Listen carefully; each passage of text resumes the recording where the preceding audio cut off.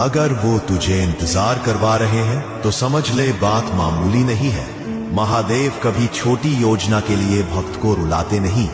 वो तेरी हर आह, हर प्रार्थना सुन रहे हैं। मगर जो आने वाला है वो इतना विराट है कि अभी तेरे हाथों में नहीं सौंप सकते। ये इंतजार तेरी परख है, तेरे धैर्य की अग्नि परीक्षा है।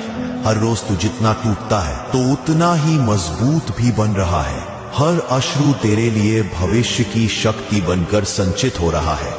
महादेव देर कभी नहीं करते, वो बस समय को इतना परिपक्व कर देते हैं कि जब वरदान मिले तो वो वरदान पूरी सृष्टि को हिला दे।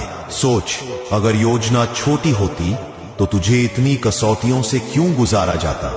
तो धैर्य रख, क्योंकि अगर महाकाल इंतजार करवा रहे हैं तो योजना इतनी विराट है कि तेरी कल्पना से भी परे है। जब वो क्षण आएगा, तेरी हर अधूरी इच्छा, हर टूटी उम्मीद